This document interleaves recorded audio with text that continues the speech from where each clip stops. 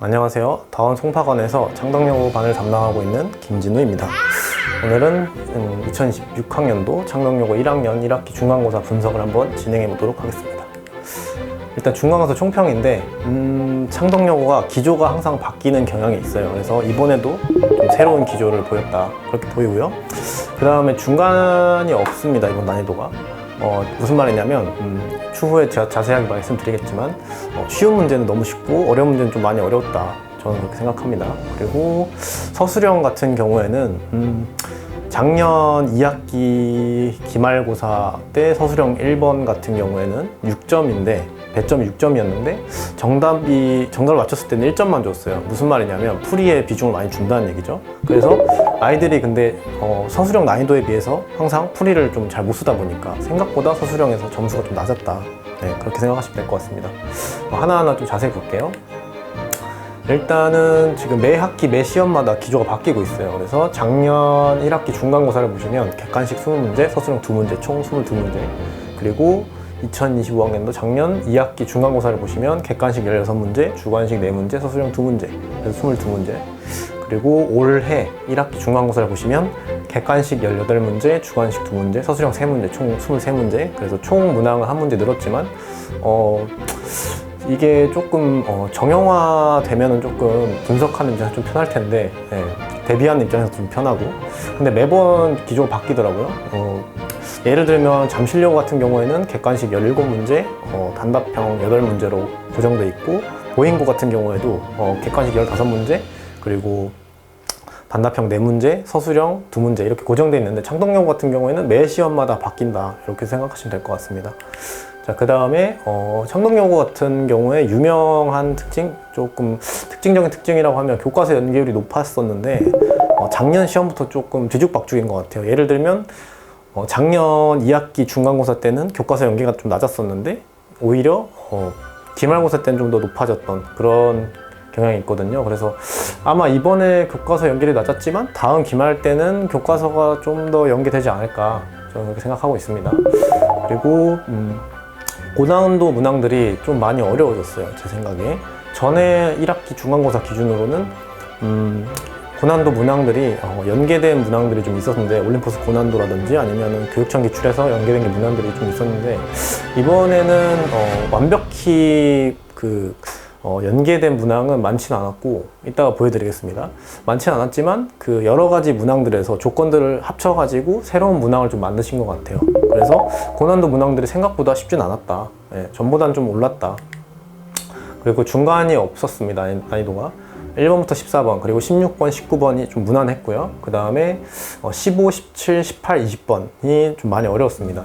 근데 다만 이제 15번하고 20번이 제가 봤을 때 제일 어려운 문제였는데 17, 18번은 잠깐 말씀드리자면 문제 자체는 엄청 어렵진 않아요. 근데 객관식 마지막 번호기도 하고, 그래서 아이들이 시간이 쫓기는 상황에서 긴 지문을 해결하기 좀 어려웠을 텐데, 더군다나 이거 두 문제는 숫자를 찾는 문제가 아니라 기억, 니은, 디귿 문제여가지고 하나하나 문제가 두 문제지만 기억, 니은, 디귿 6개니까 총 3개씩 2개니까 6개여서 6문제를 동시에 푸는 그런 체감 난이도였다. 그래서 아이들이 시간이 쫓기다 보면 조금 많이 어렵다고 느끼지 않았을까, 그렇게 생각됩니다. 그래서 제 생각에는 시간 관리가 좀 많이 중요해진 것 같아요. 쉬운 문항들을 빨리빨리 정확하게 풀고 넘어가는 것을 연습해야지 어려운 문항에는 좀 시간 투자를 할 수 있습니다. 좀 서술형은 빠져있는데 뒤에서 제가 추후에 설명드리도록 하겠습니다. 서술형 같은 경우에는 배점이 높아요. 이번에도 마지막 문항 같은 경우에도 7점 이렇게 됐던 것 같은데 창덕여고가 서술형의 배점이 높아지고 있어요, 점점.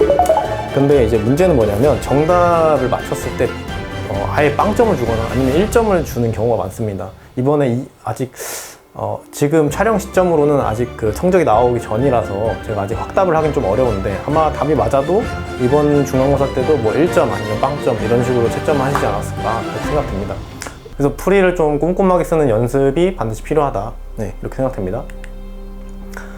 그 다음에 1학기 중간고사 15번하고 20번 두 개만 보도록 하겠습니다. 15번 같은 경우에는 문제가 되게 조금 어려워요, 사실.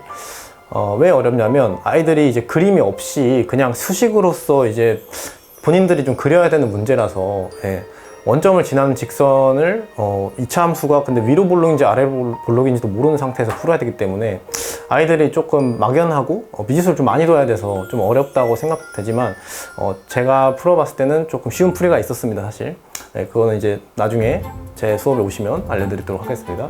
53번 같은 그 올림푸스 고난도에서 53번에서 연계됐었는데 제가 아까 말씀드린 대로 문제가 지금 여러 가지 소스가 합쳐진 문제들이 많아요. 그래서 53번에서 지금 fx 여기도 지금 그림이 없죠. 그리고 y는 2x라는 직선이 있는데 이 직선이 fx랑 만난대요. 근데 원점을 지나는 직선입니다. 그래서 아마 이 문제에서 소스를 가져오셔서 근각의 관계를 활용해서 문제를 만드신 게 아닌가. 그래서 좀 어려운 문제였다라고 생각됩니다. 20번 문제 같은 경우에는 단답형 2번인데 사실 난이도만 치면 이 문제 제일 어려웠습니다. 지금 보시면 올림포스 교육청 올해 거 교재에서 2017학년도 6월 고1 학력평가 30번 문제였어요. 원래 창덕여고 같은 경우에는 교육청 연계가 되더라도 한 객관식에서 19번 아니면 뭐 단답형에서 28번 요 정도가 연계됐었는데 이번에 거의 처음으로 30번이 연계된 것 같아요. 근데 이제 보시면 아시겠지만 지금 거의 바뀐 게 없어요. 마지막 줄에 지금 숫자 4가 5로 바뀐 것밖에 없거든요. 그래서 선생님들이 조금 변별력을 위해서 이 문제를 가져오신 건 맞지만 너무 어려울까봐 학생들을 배려하는 차원에서 많이 변형하시진 않은 것 같아요. 근데 어쨌든 이런 식으로 연계가 된다 이렇게 알고 계시면 될 것 같습니다. 자, 그래서 기말고사 대비 전략인데 어쨌든 창덕여고 같은 경우에는 언제 교과서가 또 연계가 많이 될지 모르기 때문에 항상 교과서를 학교 프린트 그 다음에 EBS 학교 선생님들이 좋아하는 EBS 교재를 좀 집중 공략해야 된다. 그래서 저 같은 경우에는 수업 때 이제 초기 학기 초에 이제 시험 대비 초에 원본으로 일단 교재를 구성하고요. 그 다음에 추후에 변형 문제를 과제로도 내고 그리고 수업 중에도 풀고 그리고 테스트로도 제가 주요 문항들을 아이들이 질문 많았던 문항들을 테스트로 출제하기 때문에 최소 3회 이상 회독한다 이렇게 생각하시면 될 것 같습니다. 그 다음에 5월달은 일단 수학을 좀 중점으로 해야 됩니다. 수학이 사실 실력이 늘려면 최소 한 달 정도는 시간이 필요한 것 같아요. 근데 이제 6월, 5월 해서 2달인데 일단 6월달 되면 또 아이들이 뭐 수행평가니 아니면 뭐 다른 과목 하느라 아마 수학에 시간을 좀 많이 못 쓸 것 같아요. 그래서 5월달에는 수학을 좀 많이 시간 투자를 해라. 그래서 저 같은 경우에도 아이들 수업 시간 외에도 주에 3시간씩 토요일날 클리닉을 항상 진행하고 있습니다. 그리고 시간 관리도 실력입니다. 그래서 잘하는 아이들 같은 경우는 시간 관리 잘하기 때문에 본인이 뭐가 부족하고 뭐가 잘하는지 장점을 딱 파악해서 시간 배분을 잘한다. 그게 또 실력이라고 저는 생각합니다. 그래서 특히 시험 가까워졌을 때 아이들이 이제 다른 과목 하느라 아니면 뭐 수행평가 하느라 조금 수학을 등한시하는 경우가 많아요. 그래서 잘하던 아이들도 시험이 가까워졌을 때 뭐 멘탈이 나간다던가 아니면 시험 수학을 좀 등한시해서 오히려 성적이 좀 떨어진다던가 그런 아이들이 많았었는데 저 같은 경우에는 그걸까지 고려해가지고 5월 달에는 좀 과제를 많이 내준다면 6월 달에는 조금 조절해서 좀 과제를 아이들이 할 수 있는 정도까지만 예를 들면 5월 달에는 뭐 과제를 한 80문제, 100문제 이렇게 내준다면 6월 달에는 한 60문제 그 정도 그렇게 대신에 이건 반드시 풀어야 된다 이런 문항 위주로 제가 과제를 구성합니다. 제 수업 방향성인데 저 같은 경우에는 학기별 반이다 보니까 아무래도 한 2, 3등급 아이들 중위권이나 아니면 중상의 아이들이 보통 오는데 그 아이들에게는 여러 가지 풀이가 오히려 독이 되는 경우가 많습니다. 왜냐하면 여러 가지 풀이를 알려주면 아이들이 시험장에서 오히려 무엇으로 풀어야 될지 오히려 혼동이 오더라고요. 그래서 제가 한 유형당 한 풀이만 고집해서 아이들에게 반복 학습시킨다. 이게 사실 단기간에 내신 점수 올리기에는 이게 훨씬 좋은 전략이기 때문에 일단은 이렇게 수업을 진행한다 이렇게 알고 계시면 될 것 같습니다. 그리고 제가 통계학과 졸업했는데 이번에 지금 1학기 기말고사죠. 1학기 기말고사 주요 단원이 경우의 수예요. 그래서 아마 경우의 수는 제가 아마 다른 수업에 비해서 좀 경쟁력이 있지 않을까 그래서 이렇게 문장을 넣어봤고요. 그리고 경우의 수 틈새 특강 있으니까 5월 초쯤에 경우의 수 틈새 특강 있으니까 혹시 제 수업 한번 경험해보고 싶으시다 그러면 한 번쯤 틈새 특강 학원에 문의 주시면 될 것 같습니다. 그리고 제가 항상 아이들 풀이는 직접 봅니다. 항상 꼼꼼하게 뭐 시험이든 뭐 과제는 제가 직접 보고 아이들이 무엇이 부족한지, 뭘 잘하는지, 그리고 이 학생이 뭘 해야 되는지 그런 것까지 모두 다 직접 피드백하니까 아이들이 서술형에 대해서 서술형 사실 창동용 어렵진 않아요. 대신에 평소 풀이를 서술형 풀듯이 한다면 그렇게 어렵지 않은데 아이들이 그거 안 하기 때문에 서술형이 어렵고 점수가 안 나오는 겁니다. 그래서 저는 항상 모든 문제를 서술형 푼다고 생각하고 객관식이어도 서술형 푼다고 생각하고 수업 중에 풀이를 해준다, 이렇게 생각하시면 될 것 같습니다. 자, 창동여고 내신 특화반이고요. 5월 2일 개강하고요. 토요일날, 수요일, 토요일 6시부터 10시.